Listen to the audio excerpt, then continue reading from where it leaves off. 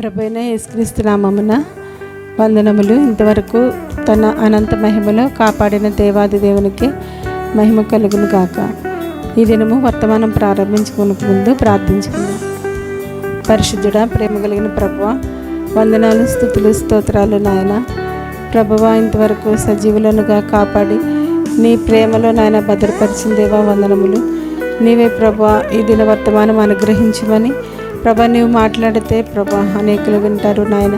ప్రభా, నీవే మాట్లాడమని నీ సిలువ చాటును నన్ను మరుగుపరిచి అయోగ్య అపాత్ర మంటిగట్టానని నన్ను ప్రభా మీరు ముట్టి నాయన నీ వాక్కును అనుగ్రహించమని, ఆది నుండి అంతవరకు నీవే తోడై ఉండమని యేసుక్రీస్తు ప్రభు పరిశుద్ధ నామమున బ్రతిమాలు అడిగి వేడుకొనిచున్నాను తండ్రి, ఆమేన్.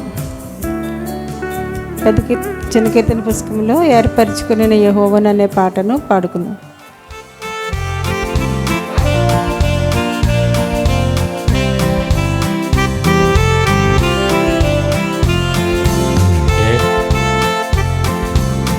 ఏర్పరచుకొనిన యెహోవాను స్తుతింతుము, స్తోత్రింతుము. ఎన్నికలేని వారము ఎల్లప్పుడును స్తుతింతుము. ఎన్నికలేని వారము ఎల్లప్పుడును స్తుతింతుము. జీవింతుము ఆయన కోసమే, సేవింతుము నిత్యమును. జీవింతుము ఆయన కోసమే, సేవింతుము నిత్యమును. ఏర్పరచుకొనిన యెహోవాను స్తుతింతుము, స్తోత్రింతుము. ఎన్నికలేని వారము ఎల్లప్పుడును స్తుతింతుము. ఎన్నికలేని వారము ఎల్లప్పుడును స్తుతింతుము. మహిమగల దేవుడు ప్రేమ చేతనే మరణమునందుటకు క్రీస్తును పంపెను. మహిమగల దేవుడు ప్రేమ చేతనే మరణమునందుటకు క్రీస్తును పంపెను. మహిమకు మనలను ఏర్పరచుకొనె, మనమేమి చెల్లింతుము. హల్లెలూయా. మహిమకు మనలను ఏర్పరచుకొనె, మనమేమి చెల్లింతుము. ఏర్పరచుకొనిన యెహోవాను స్తుతింతుము, స్తోత్రింతుము. ఎన్నికలేని వారము ఎల్లప్పుడును స్తుతింతుము. ఎన్నికలేని వారము ఎల్లప్పుడును స్తుతింతుము. పరిశుద్ధుడగు ఆ దేవుడు ప్రేమ చేతనే పాపరహితుడగు క్రీస్తును పంపెను. పరిశుద్ధుడగు ఆ దేవుడు ప్రేమ చేతనే పాపరహితుడగు క్రీస్తును పంపెను. పరిశుద్ధులుగా ఏర్పరచుకొనే రవిమలుని స్తుతింతుము. హల్లెలూయా. పరిశుద్ధులుగా ఏర్పరచుకొనే రవిమలుని స్తుతింతుము. ఏర్పరచుకొ నిన్న యెహోవాను స్తుతింతుము స్తోత్రింతుము ఎన్నికలేని వారము ఎల్లప్పుడును స్తుతింతుము ఎన్నికలేని వారము ఎల్లప్పుడును స్తుతింతుము జీవింతుము ఆయన కోసమే సేవింతుము నిత్యమును జీవింతుము ఆయన కోసమే సేవింతుము నిత్యమును ఏర్పరచుకొని యెహోవాను స్తుతింతుము స్తోత్రింతుము ఎన్నికలేని వారము ఎల్లప్పుడును స్తుతింతు ఎన్నికలేని వారము ఎల్లప్పుడును స్తుతింతుము.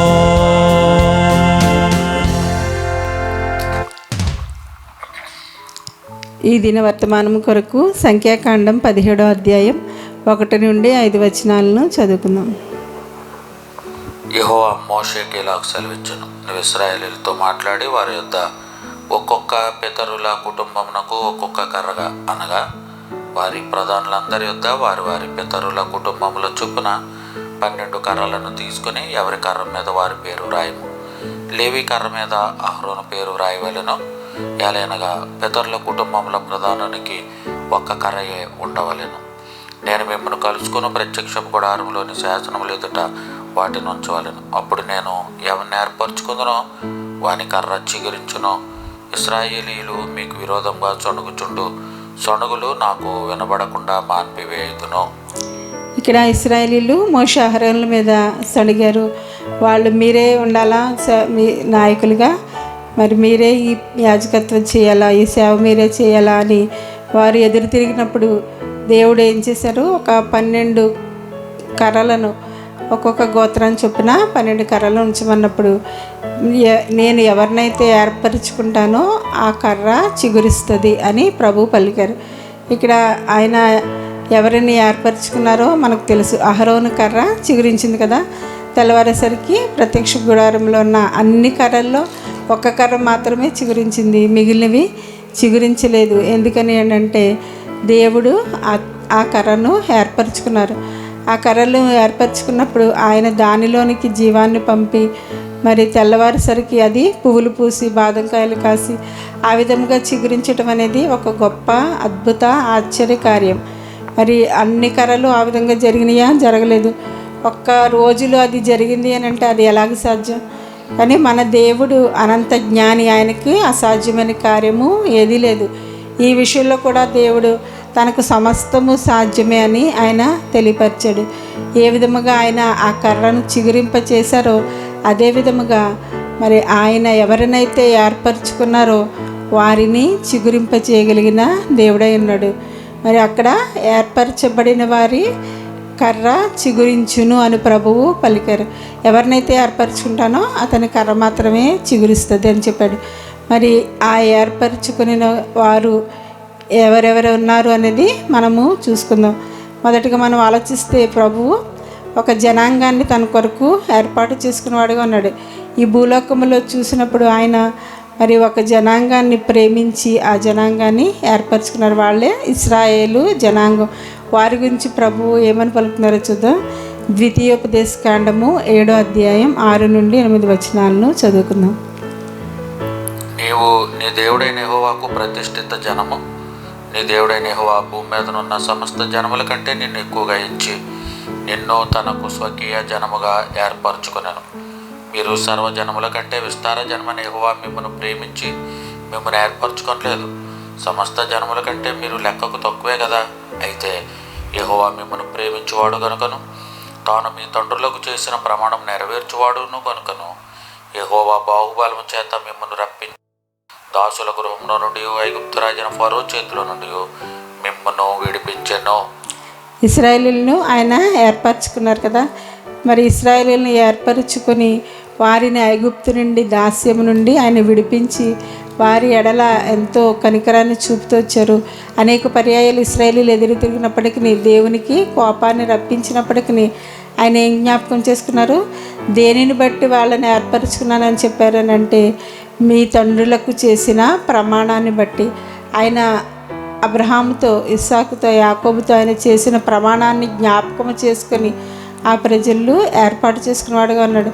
అనేక పర్యాయాలు వారు దేవుని మీద మరి కోపగించారు, విసుగు చెందారు. వాళ్ళైతే దేవుని ఒక్కొక్కసారి ప్రేమించకుండా తృణీకరించిన వారు ఉన్నారు. కానీ ఆయనైతే వాళ్ళని ప్రేమించాడు. ఆయన ప్రేమించిన కారణాన్ని మరి ఎన్నోసార్లు వాళ్ళు చెదిరిపోయినప్పటికీ తిరుగుబడినప్పుడు వాళ్ళని శిక్షిస్తూనే మరలా ఆయన చేర్చుకున్నాడు. కాబట్టి ఇశ్రాయేలీయులు మరి అప్పటి నుండి ఇప్పటి వరకు మనం చూస్తే వాళ్ళు చిగురించిన వారుగా ఉన్నారు. వాళ్ళు అనేక శ్రమలు పొందినప్పటికీ, అనేక బాధలు అనుభవించినప్పటికీ దేవుడు ఏర్పాటులో వాళ్ళు ఉన్న కారణాన వాళ్ళు చిగురించిన వారుగా ఉన్నారు. మనము ఈ వచనాన్ని ఎక్కడ చదువుకోవచ్చునంటే కీర్తనలు 147వ కీర్తన 2వ వచనాన్ని చదువుకుందాం. యెహోవాయే యెరూషలేమును కట్టువాడు, చెదరిన ఇశ్రాయేలీయులను పోగు చేయువాడు. చెదరిన ఇశ్రాయేలీయులను పోగు చేయవాడు. యెహోవా యెరూషలేమును కట్టువాడై ఉన్నాడు. ఆయన కట్టగా మరి ఎవరు కూడా దాన్ని పెకలించలేరు. ఒకవేళ మనుషులు తమ జ్ఞానముతో ఏదైనా కట్టాలి అని అనుకుంటే దానిని దేవుడు ఆయన పెళ్ళగించగలడు. ఆయన ఏమైనా చేయగలిగిన వాడు. అందుకని ఒకసారి మరి ఈ భూలోకంలో ఆదికాండంలో 11 అధ్యాయంలో మనం చూస్తే ఈ భూమి మీద ఉన్న నరపుత్రులు వాళ్ళంతా కలిసి ఒక కట్టడాన్ని కట్టుకోవాలి. మనమందరము ఒకే భాష కలిగి ఉన్నాం, ఒకే భాష, ఒకే జనముగా ఉన్నాం. కాబట్టి మనం ఈ భూమి అంతా చెదిరిపోకుండా ఆకాశాన్ని నిండేటటువంటి గోపురాన్ని మనం కడదాం అని వాళ్ళతో వాళ్ళు మాట్లాడుకున్నారు. కానీ వాళ్ళు ప్రభువుని సలహా ఏమీ అడగలేదు. దేవుడి దగ్గర విచారణ చేయకుండా వాళ్ళంతటా వాళ్ళు ఆలోచించుకొని ఆ విధముగా కట్టడానికి పూనుకున్నప్పుడు మరి వాళ్ళు దానిని ముగించగలిగారా? దానిని వాళ్ళు ముగించలేకపోయారు. కారణం ఏంటంటే ప్రభువు అది చూచి మరి వీళ్ళంతా ఒకే భాష కలిగి ఉన్నారు, ఒకే జనాంగంగా ఉన్నారు. వీళ్ళు మరి ఏదైనా చేయడానికి పూనుకొనకుండా మనము దిగిపోయి వీరి భాషలను తారుమారు చేయాలి అని దేవుడు ఆ దినాన్న వాళ్ళందరినీ చెదరగొట్టిన వాడుగా ఉన్నాడు. మరి ఈ కాలంలో కూడా అనేక మంది ఎన్నో మరి ఊహించుకుంటూ దేవుని కంటే ఎత్తైన స్థితిలోకి మేము వెళ్ళాలి, మరి మేము ఎంతో అభివృద్ధిలోనికి వచ్చామని అనుకుంటూ ఉంటారు. కానీ దేవుడు వారి యొక్క ఆలోచనలను చెదరగొట్టేవాడుగా ఉంటాడు. అనేక మంది రాజులు ఇశ్రాయేలీయులను నాశనం చేయాలి, ఇశ్రాయేలు దేశం లేకుండా చేయాలి, అసలు ఈ ప్రపంచ పటంలోనే ఇశ్రాయేల్ దేశం అనేది ఉండకూడదు అని ఎంతోమంది ప్రయత్నిస్తున్నారు. కానీ వాళ్ళు ఏమైనా చేయగలిగారా? ఎందుకని అంటే ఇశ్రాయేల్ జనాంగాన్ని ఎవరు ఏర్పరచుకున్నారు? దేవాది దేవుడు, సృష్టికర్త అయిన దేవుడు, ఈ లోకాన్ని అంతటిని కూడా కలుగజేసిన దేవుడు. ఆయన వారిని ఏర్పరచుకున్న కారణాన్ని బట్టి వాళ్ళని ఎవ్వరు కూడా ఏమీ చేయలేకపోతా ఉన్నారు.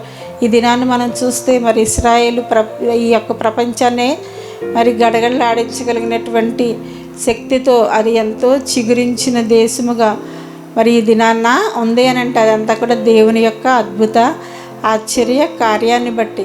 కాబట్టి ఎవరినైతే దేవుడు ఏర్పాటు చేసుకుంటాడో వాళ్ళకు ఆయన తోడై ఉండి మరి వాళ్ళ జీవితాలను చిగురింపజేసేవాడుగా ఉంటాడు. మరి ఎండినటువంటి బ్రతుకులను, వాడిపోయిన బ్రతుకులను ఆయన చిగురింపజేసే దేవుడుగా ఉన్నాడు.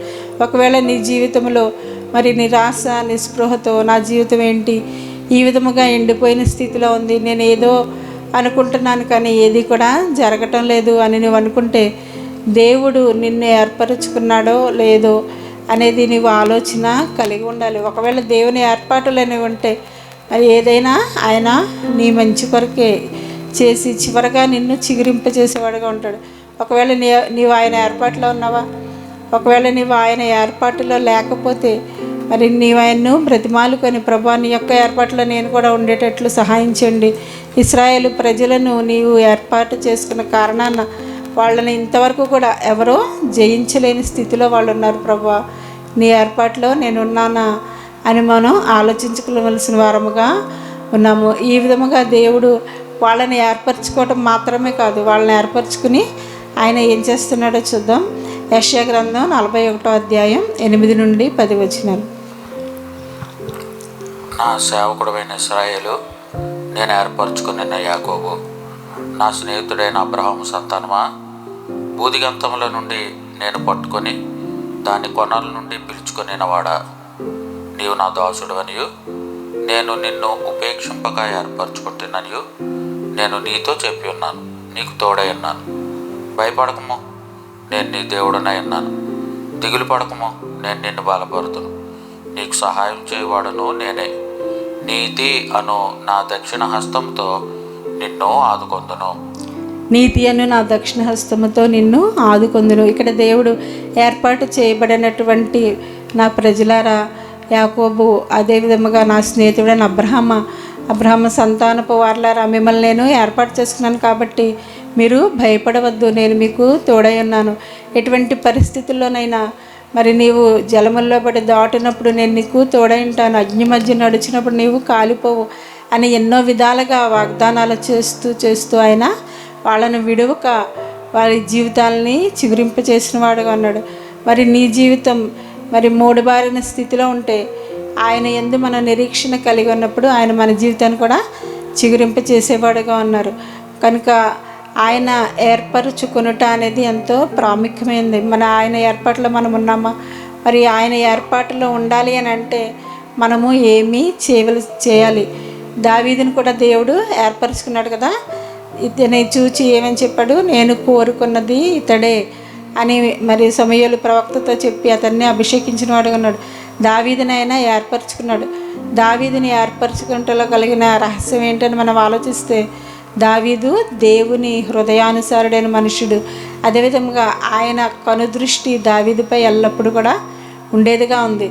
దేవుడు మరి దావీదుకు అంతగా మరి ప్రేమించడానికి అతన్ని ఏర్పాటు చేసుకోవడానికి కారణం ఎల్లప్పుడూ కూడా దేవుని యందు దావీదు నమ్మిక కలిగి ఆయన ప్రతి విషయంలో కూడా మరి తను గొర్రెలు కాచుకుంటా ఉన్నాడు. ఒక దినాన్న ఒక సింహం వచ్చింది, ఒక గొర్రెను పట్టుకొని పోయినప్పుడు అతను ఏం చేశాడు అని అంటే, దేవుడే నాకు తోడై ఉన్నాడు, ఆయన శక్తి ముందు ఈ సింహం శక్తి ఎంత అని ఆయన పరిగెత్తి ఆ సింహాన్ని చీల్చి తన గొర్రెను రక్షించుకున్నాడు.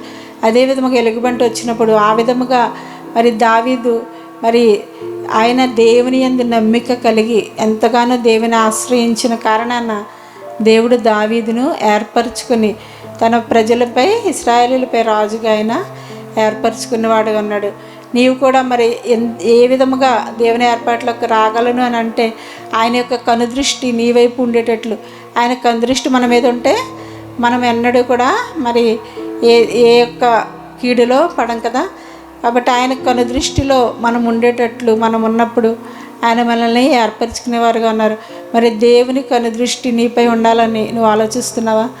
మనం అనుకుంటూ ఉంటాం, ఎంతో మనకి ఇష్టమైనటువంటి నాయకులు కానీ లేకపోతే మనకి ఇష్టమైన వాళ్ళు ఎవరైనా వచ్చినప్పుడు వాళ్ళతో నేను మాట్లాడాలి అనుకుని వెళ్ళి వాళ్ళతో మరి ఆటోగ్రాఫ్ రాయించుకోవడం, ఆ విధముగా వాళ్ళ చుట్టూ తిరగడం, వాళ్ళ యొక్క మన్నన పొందాలని, వాళ్ళ కనుదృష్టి మన మీద పడాలని ఆశిస్తూ ఉంటారు చాలామంది.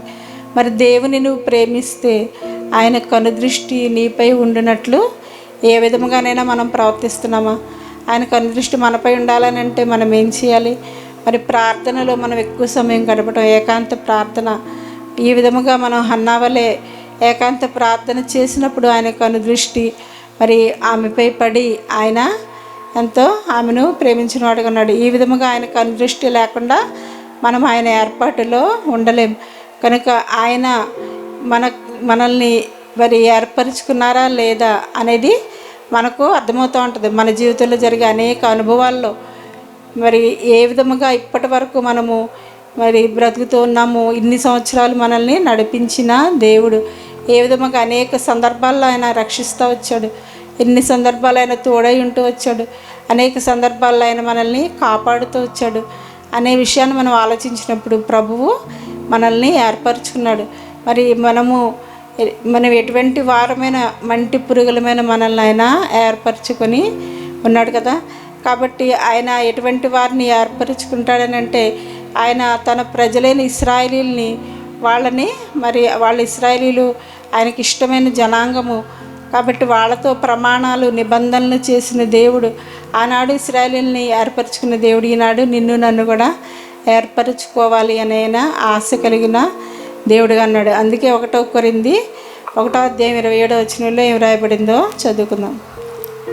ఏ శరీరియు దేవుని ఎదుట అతిశయింపకుండునట్లు జ్ఞానులను సిగ్గుపరచుటకు లోకములో నుండి వెర్రివారిని దేవుడు ఏర్పరచుకుని ఉన్నాడు. బలవంతులైన వారిని సిగ్గుపరచుటకు లోకంలో బలహీనులైన వారిని దేవుడు ఏర్పరచుకుని ఉన్నాడు. ఎన్నికైన వారిని వ్యర్థం చేయుటకు లోకంలో నీచులైన వారిని, తృణీకరింపబడిన వారిని, ఎన్నిక లేని వారిని దేవుడు ఏర్పరచుకుని ఉన్నాడు. ఎన్నిక లేని మనలను, పామలమైన మనలను, మరి అన్య జనాంగమైన మనల్ని దేవుడు ఏర్పరచుకున్నాడు. ఆయన ఆ విధముగా ఏర్పరచుకున్నటకు కారణం లోకంలో ఉన్న జ్ఞానులను వాళ్ళని నిరర్థకం చేయడానికి, లోకంలో ఉన్న వెర్రివారమైన మనల్ని ఆయన ఏర్పరచుకున్నారు. ఆయన ఏర్పాటును బట్టి మనం ఆయన్ని ఎంతో స్తుతించవలసిన వారమైన. మరి మనం అన్య జనాంగము, మనకి వాగ్దాన నిబంధనలు లేవు. ఇశ్రాయేలీలతో మనము సహపౌరులము కాదు, వారసత్వం మనకి లేదు. అయినప్పటికీ నీ ప్రభువు మరి మనల్ని ఏర్పరచుకున్నట్టులో ఆయన యొక్క ప్రేమ, అనంతమైన ఆయన కృపను మనం ఎన్నడూ కూడా విస్మరించకుండా, ప్రభువా నువ్వు నన్ను ఏర్పాటు చేసుకున్నావు, మరి నీకు నమ్మకముగా నేను చివరి వరకు బ్రతుకున్నట్లు సహాయం చేయండి అని మనం ప్రార్థించవలసిన వారు. మరి దావీదైతే చివరి వరకు ఆయన ఏర్పాటులో ఉంటూ, మరి దావీదు ఆయనతో ఎంతో సన్నిహిత సంబంధం కలిగి, ప్రభువా నువ్వు నన్ను ఏర్పరచుకున్నావు, మరి గొర్రెల దొడ్డిలో నుండి నన్ను రాజ్య సింహాసనం మీదకు తీసుకుని వచ్చావు, నీ ఏర్పాటును బట్టి ఎల్లవేళలా నిన్ను స్తుతిస్తానని ఆయన ఎన్నో కీర్తనలు రాశాడు. కానీ మనం సంసోను జీవితాన్ని చూస్తే, సంసోను కూడా మరి ఆయన కూడా వరపుత్రుడిగా జన్మించాడు. కానీ దేవుడు ఏర్పరచుకునేటప్పటికీ మరి ఆయన ఆ ఏర్పాటును తృణీకరించి దేవుణ్ణి అలక్ష్యం చేసిన వాడిగా ఉన్నాడు కదా. చివరిగా ఆయన మరి ఆ విధముగా దాగోను దేవత గుడిలో మరి 2 కళ్ళు ఓడబెరకబడి ఆయన ఆ విధముగా గుడ్డివాడిగా ఎంతో ఏడుస్తూ ఆ దాగోను దేవత గుడిలో తిరగలు విసురుతూ ఆ విధముగా ఆయన బాధను అనిపించాడు. కారణం ఏంటంటే తన యొక్క ఏర్పాటును అతను తృణీకరించాడు. దేవుడు ఏర్పరచుకున్నప్పటికీ ఆయన సరిగా ప్రవర్తించలేకపోయాడు, దేవుని అలక్ష్యము చేసినవాడుగా ఉన్నాడు. అలాగే ఇశ్రాయేలీయులు ప్రజలు కూడా ఎవరైతే దేవుని అలక్ష్యం చేసి ఆయన మీద తిరగబడ్డారో వాళ్ళు అరణ్యములో రాలిపోయారు. వాళ్ళు మరి పాలుతేనెలు ప్రవహించేటటువంటి దేశంలో ప్రవేశించకుండా దేవుడు వాళ్ళని అరణ్యంలోనే సంహరించాడు. కాబట్టి మనము దేవుని ఏర్పాటులో ఉన్నప్పటికీ మనము అనేక పర్యాయాలు నిర్లక్ష్య స్వభావంతో మరి అలక్ష్యము కలిగి ఆయన ఏర్పాటును మనం తృణీకరిస్తూ ఉంటే ఆయన మనల్ని కూడా విసర్జించే దేవుడుగా అన్నాడు. అదేవిధంగా మనము బిలాము మరి ఆ ప్రవక్తని కూడా జ్ఞాపకం చేసుకుంటే, మరి మొదట్లో దేవుడు ఎంతగానో స్నేహితుడిగా అనుదినము కూడా ఆయన దగ్గరకు వచ్చి మరి ప్రతి రాత్రి బిలాముతో ఆయన మాట్లాడిన దేవుడుగా ఉన్నాడు. కానీ ఆయన కూడా దేవుని ఏర్పాటులో నుండి తొలగిపోయి మరి ధనాపేక్షను బట్టి ఆయన ఆ విధముగా దూరమైన వాడిగా ఉన్నాడు.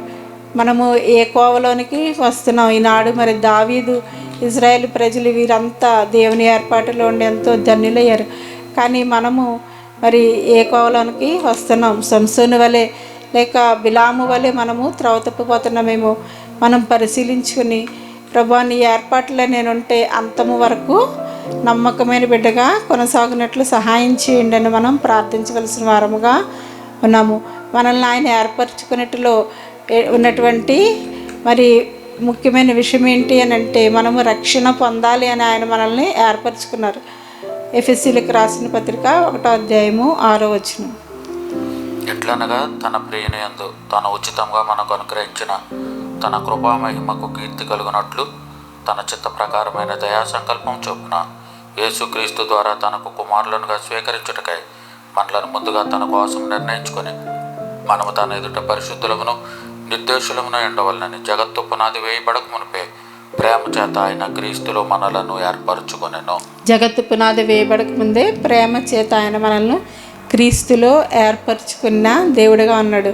ఆయన నిన్ను నన్ను కూడా మరి జగత్తు పునాది వేయబడక మునిపే ఎరిగి ఉన్న దేవుడిగా, మరి ఎంత అద్భుతమైన విషయం అది. మనకి ఏమీ తెలియని పూర్వమే ఆయన మనల్ని ఎరిగి ఉన్న దేవుడిగా, యేసుక్రీస్తు ప్రభువులో మనల్ని ఏర్పాటు చేసుకున్న దేవుడిగా ఉన్నాడు. అలాగే 2వ దశలోనిక 2:13 చదువుకుందాం.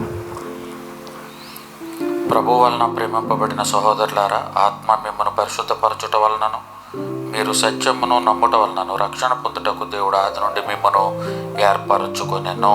రక్షణ పొందుటకు దేవుడు ఆది నుండి మిమ్మును ఏర్పరచుకొనెను.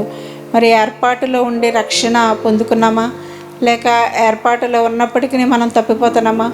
మనం ఏర్పాటులో ఉండి రక్షణ పొందకపోతే దేవుడు మనల్ని విడిచిపెట్టేవాడుగా ఉన్నాడు. నీవు రక్షించబడాలని, నీ ఆత్మ నశించకుండా పరలోక రాజ్యానికి వారసుడు కావాలని ఆయన మనల్ని ఏర్పరచుకున్నారు. మనల్ని ఇశ్రాయేలు ప్రజలనైతే మరి పాలు తేనెలు కలిగిన ప్రదేశంలోనికి, కానాను దేశంలోకి నడిపించాలని దేవుడు ఏర్పరచుకున్నాడు. కానీ మనలను మరి పరలోకములోనికి, పరమ కానానుకు మనల్ని ఆయన ఏర్పరచుకున్నాడు. మరి పరమ కానాను అది ఎంతో అద్భుతమైనటువంటి ప్రదేశం కదా. పరలోకములో మరి ప్రవేశించాలి అని అంటే యేసుక్రీస్తు ప్రభువారి ద్వారా ఆయన ఏర్పాటులో మనం అంతము వరకు ఉన్నప్పుడే మనం ఆ పరమ కానానులోనికి, పరలోకంలోనికి ప్రవేశించేవారం. కనుక ఏర్పాటులో ఉన్న మనము ఖచ్చితంగా మారు మనసు పొంది రక్షణ పొందవలసిన వారముగా ఉన్నాము. 1 పేతురు 2:9 చదువుకుందాం. అయితే మీరు చీకటిలో నుండి ఆశ్చర్యకరమైన తన వెలుగులోనికి మిమ్మల్ని పిలిచిన వాని గుణాతిశయములను ప్రచురం చేయ నిమిత్తము ఏర్పరచబడిన వంశమును, రాజులైన యాజక సమూహమును, పరిశుద్ధ జనమును, దేవుని సొత్తైన ప్రజలునై ఉన్నారు. పరిశుద్ధ జనమును, దేవుని సొత్తైన ప్రజలమై ఉన్నాము. మనము ఈ జ్ఞానాన్ని అనునిత్యము మన మనసులో కలిగి ఉండి మరి ఎటువంటి పరిస్థితుల్లోనైనా, మరి ఎటువంటి కష్టాల్లోనైనా మనము మరి ఏం జ్ఞాపకం చేసుకోవాలంటే, ఒక శిలను ఒక శిల్పకారుడు చెక్కుతూ ఉన్నప్పుడు ఆ శిలను ఎన్నో దెబ్బలు కొడుతూ ఉంటాడు. మరి అది ఒక అందమైన శిల్పంగా తయారవ్వాలంటే ఎన్నో దెబ్బలను తింటూ అది మరి ఒక అందమైన శిల్పంగా మారుతుంది కదా. అదేవిధముగా దేవుడు తను ప్రేమించి వారిని శిక్షించుచు మరి వాళ్ళని ఒక రాజ్యముగా, తన సొత్తైన ప్రజలుగా ఆయన ఏర్పాటు చేసుకుంటూ, మరి ఆయన ఒకవేళ మనల్ని శిక్షించినప్పటికీ ఎటువంటి పరిస్థితుల్లోనైనా మనము మరి ఆయన ఏర్పాటులో నుండి తొలగిపోకుండా అంతము వరకు ఆయనలో కొనసాగినట్లు పరిశుద్ధాత్మ దేవుడు మనందరికీ సహాయం చేయనుగాక. ఆమేన్. ప్రార్థించుకుందాం. కృపా కనికరము కలిగిన మా ప్రియ పరలోకపు తండ్రి, వందనాలు, స్తుతులు, స్తోత్రాలు నాయన. ప్రభా, నీ ఏర్పాటులో ఉన్న వారిని నాయన చిగురింపచేసే దేవుడు. ప్రభా నాయన, మూడుబారినటువంటి జీవితాలను ప్రభా చిగురింపచేసి ఫలింప చేయగలిగిన శక్తి కలిగిన దేవుడు. ప్రభా నాయన, ఎవరైతే నాయన నీ ఏర్పాటులో లేరో ఆ బిడ్డలతో నీవు మాట్లాడి ప్రభా నాయన వాళ్ళను కూడా నాయన నీ యొక్క మార్గముల్లో నడుపుమని ప్రభా, నీ ఏర్పాటులో మేమందరం ఉండునట్లు ప్రభా, నీ యొక్క పరలోక రాజ్యాన్ని నాయన మేము పొందగలిగినట్లు కృప చూపించమని ప్రభా, ఎవరైతే నాయన వినిచున్నారో ఆ బిడ్డలందరినీ దీవించి ఆశీర్వదించి వారి అవసరతలు తీర్చమని ప్రభా, ప్రతి ఒక్క బిడ్డ యొక్క అవసరతను ఎరిగిన దేవుడు ప్రభా నాయన. మరి అనతి కాలంలో సకాలంలో ప్రభు వాళ్ళ యొక్క ప్రతి అవసరతను తీర్చండి తండ్రి. నాన్న, చదువుకుంటున్న బిడ్డలకు చదువుల్లో తోడేయండి. వివాహములకు కావలసిన బిడ్డలకు కావలసినటువంటి సాటైన సహాయాన్ని అనుగ్రహించమని ప్రభా, అలాగే గర్భఫలముల కొరకు ఎదురు చూస్తున్న బిడ్డలకు కావలసినటువంటి గర్భఫలాన్ని అనుగ్రహించమని, ప్రతి బిడ్డ యొక్క కోరికను నీవు నెరవేర్చమని యేసుక్రీస్తు పరిశుద్ధ నామమున బ్రతిమాలడిగి వేడుకొనిచున్నాను తండ్రి. ఆమేన్. నింపజాలను నేను ప్రభు యొక్క గొప్ప ప్రేమన్, వర్ణింపజాలను నేను ప్రభు యొక్క గొప్ప ప్రేమన్. పాపిని నన్ను ప్రేమించన్, మరువాలే నా ప్రేమను. పాపిని నన్ను ప్రేమించన్, మరువాలే నా ప్రేమను. ప్రశంసలను పాడెద ప్రభునకే, ప్రశంసలను పాడెద ప్రభునకే. పూర్ణ హృదయ స్తోత్రముల్ చెల్లించెదా ప్రభునకే. పూర్ణ హృదయ స్తోత్రముల్ చెల్లించెదా ప్రభునకే, చెల్లించెదా ప్రభునకే. చెల్లించెదా